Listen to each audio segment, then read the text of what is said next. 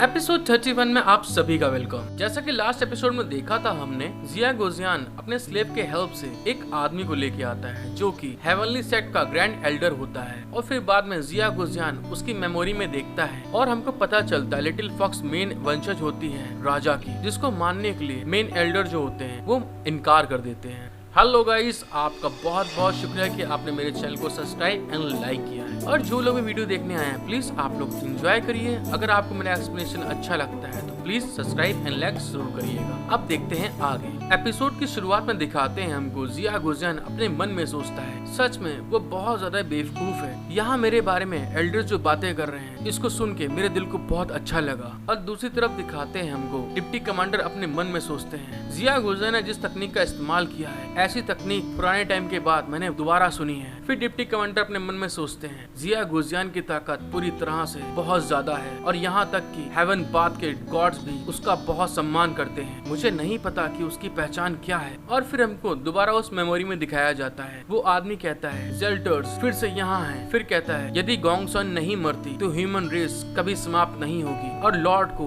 बहुत जल्दी उसे छुटकारा पाना चाहिए। उस एल्डर की ये बात सुनने के बाद में हेवनली पाथ की हेड बोलती है, इसके बजाय उससे छुटकारा पाए मैं अपने यूज के लिए उसे कंट्रोल करना पसंद करती हूँ, और केवल 3rd लेवल के लड़ाकू के लिए कंट्रोल स्थापित करना बहुत आसान है। वो फिर कहती है मेरे आदेश के बिना किसी को भी जल्दबाजी में कार्य करने की अनुमति नहीं है। उस मेमोरी को देखने के बाद में डिप्टी कमांडर शॉट होते बोलते हैं क्या जेल्टर्स। फिर मेमोरी में दिखाते हैं एक लबादा पहने हुए इंसान को। दूसरा आदमी कहता है लीडर ने अब गोंगसन को मारने की अनुमति नहीं दी है, यह मानते हुए कि ये समय अभी अच्छा नहीं था और उसे मारना बेकार होगा। उस आदमी की ये बात सुनने के बाद में लबादे वाला इंसान कहता है तो आपका कहने का मतलब क्या है। तभी दूसरा इंसान कहता है लीडर हर एक कदम पर अवसर की प्रतीक्षा में है, मैं स्वाभाविक रूप से उसका संदेश सुनता हूँ। उस आदमी की ये बात सुनने के बाद में जो लबादे वाला इंसान होता है वो उसका सर पकड़ लेता है और उससे कहता है वह इंतजार करना चाहती है लेकिन मैं इंतजार नहीं करना चाहता, और इसी के साथ वो उसका सर दबाने लगता है और वो चिल्लाता है आह।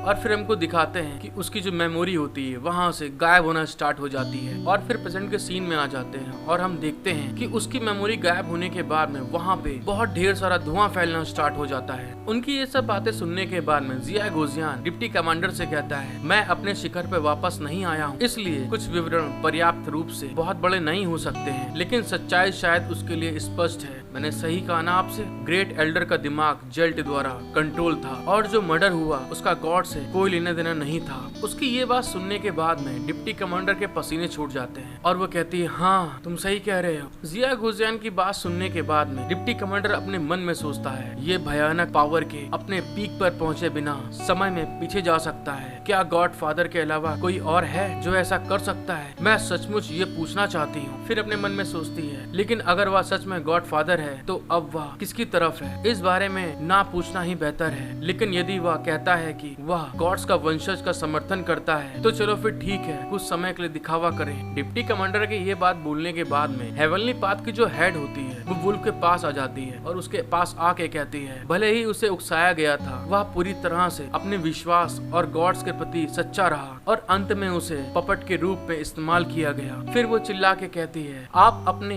वंशज की मृत्यु के सामने इतने शांत कैसे रह सकते हैं? क्या आपने उसका अंतिम मूल निचोड़ लिया और उसे अनदेखा कर दिया? अगर आप ऐसा करते हैं तो आपके और जेल्ट के बीच में क्या अंतर है? फिर वो कहती है आप फेयरनेस के बारे में बात करते हैं लेकिन अंत में आप इंसानों के पक्ष में अधिक हैं। उसकी ये बात सुनने के बाद में जिया गोजियान अपने चेहरे को खुजलाते हुए कहता है हर कोई मर चुका है, आप उससे क्या करवाना चाहती हैं? और दूसरी साइड में हमको दिखाते हैं हेवनली पाथ के हेड की ये बात सुनने के बाद में लिंग मोक्जियो बहुत ज्यादा गुस्सा जाती है और उससे कहती है मैंने उसे नजरअंदाज नहीं किया, बस इतना कहना चाहती हूँ कि उसकी सोल को वापस लाने में उसकी मदद करो जिस सोल को तुमने मारा था। और दोस्तों हमको दिखाते हैं लिंग मोक्जियो अपनी ही बात करने के बाद में बहुत ज्यादा शॉक्ड हो जाती है, और साथ ही साथ में हेवनली हेड जो होती है वो भी शॉक्ड होती है, और डिप्टी कमांडर भी हैरान हो जाते हैं, और वो सारे मिल के कहते हैं क्या सोल को वापस लाना? लिंग मोक्जियो की ये बात सुनने के बाद में जिया गोजियान जो वुल्फ होता है उसके पास जाते हुए कहता है जेल्स ने फिर से कॉन्शनेस को आकार देने की तकनीक का यूज किया, जहाँ ह्यूमन की सोल बॉडी में बिखरी हुई थी और एकजुट नहीं हो सकी, लेकिन गायब नहीं हुई, और सोल को इकट्ठा करने का रास्ता ढूंढकर उसे वापस जीवन में लाया जा सकता है। ये बात कहने के बाद में जिया गोजियान हंसते हुए कहता है, बस टाइम ट्रेवल करें और पहले उसे नहीं बचाया, केवल उन लोगों को बचाए जाने की चिंता की जो बचाए जाने लायक नहीं है। फिर कहता है, अब मुझे पता है कि उसका भी यूज किया जा रहा है और उसका दिल अच्छा है। उस लड़की यिन ज़ियारू का मूल्यांक और उपचार भी मेरे लिए बहुत संतोषजनक है और निश्चित रूप से मैं चुपचाप खड़ा नहीं रहूंगा। जिया गोजियान की ये बात सुनने के बाद में वो जो सुंदर लड़की होती है वो तो बहुत ज्यादा शॉक्ड हो जाती है, और तभी जिया गोजियान बोलता है, आत्मा को इकट्ठा करने के लिए एक चमकदार जड़ी बूटी वाली रात की जरूरत होती है।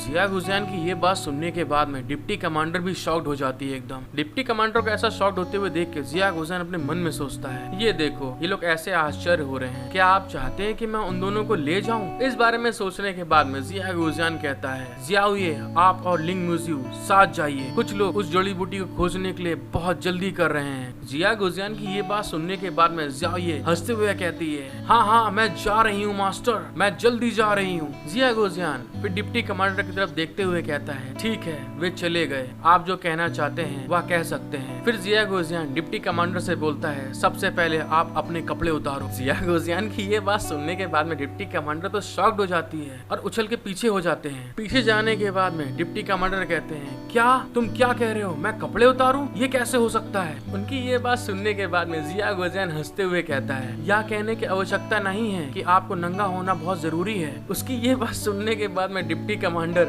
शॉक्ड हो जाते हैं और चिल्ला के कहते हैं, क्या मैं नंगा हो जाऊं? फिर वो अपने मन में कहते हैं, ये बहुत कठिन है, सच में बहुत ज्यादा कठिन है, मैं ऐसा नहीं कर सकता हूँ, ऐसा करना मेरे लिए बहुत मुश्किल है। जिया गोजियान जब देखता है कि डिप्टी कमांडर कुछ अलग ही फलक सोच रहे हैं, तभी वो उनके पास आके कहता है, क्या आप जैसा बड़ा आदमी अपनी बॉडी को दिखाने से डरता है? फिर जिया गोजियान अपने मन में कहता है, यदि आप पुरुष होने का दिखावा करना पसंद करते हैं तो मैं आपको पूरी तरह से पुरुष होने का दिखावा करने में आपकी सहयोग करूंगा। जिया गोजियान की बॉडी दिखाने वाली बात को सुनने के बाद में डिप्टी कमांडर खांसते हुए कहते हैं, आपने ये भी कहा कि मैं डिप्टी कमांडर था, बिना किसी कारण के कपड़े उतारना ये कैसा रीजन है? डिप्टी कमांडर की ये बात सुनने के बाद में जिया गोजियान कहता है, आपकी पीठ में गंभीर चोट लगी है, क्या आपको कोई दर्द महसूस नहीं होता? मैं आपका इलाज करने जा रहा हूँ। जिया गोजियान की ये बात सुनने के बाद में डिप्टी कमांडर अपने ऊपर की शर्ट उतारते हुए कहते हैं, क्या आप सिर्फ उपचार के बारे में बात नहीं कर सकते थे? और ये कहते हुए डिप्टी कमांडर के पसीने आ रहे होते हैं। फिर हमको दिखाते हैं डिप्टी कमांडर अपने पूरे कपड़े उतारने के बाद में वहाँ लेट जाते हैं और जिया गोजियान से बोलते हैं, तुम्हारा बहुत बहुत शुक्रिया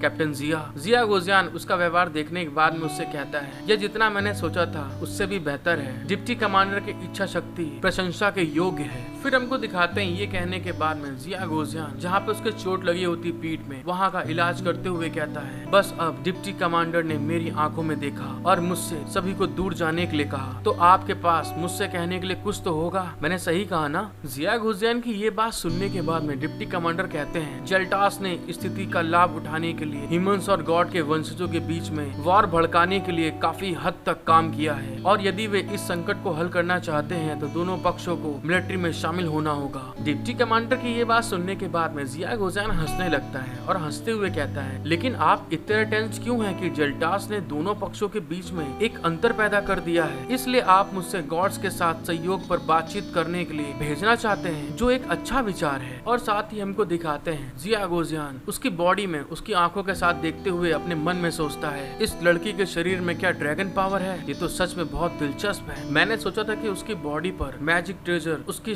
बॉडी को ढकने के लिए था, लेकिन अब ऐसा लगता है कि इसका एक और यूज हो सकता है। जिया गोजियान अपने मन में सोच ही रहा होता, तभी डिप्टी कमांडर हंसते हुए कहते हैं, हाँ तुम सही कह रहे हो, दोनों पक्षों को मिलकर काम करना होगा। फिर वो कहते हैं, अब मैं बुरी तरह बीमार हूँ, घायल होने पर मैं इस स्थिति का लाभ उठा सकूंगा और जेल्टर की सतर्कता में ढील दे सकूंगा। क्या कैप्टन जिया ह्यूमन रेस को गॉड्स के वंशजों के साथ मिलाने का कार्य करने में तैयार होंगे? हेलो गाइस, आई होप कि आपको एपिसोड देखने में मजा आया होगा। अगर आपका एपिसोड देखने में अच्छा लगा है तो please like, subscribe, share, comment करके बताएं मुझे कि आपको एपिसोड कैसा लगा है। Thank you for watching my video, love you all.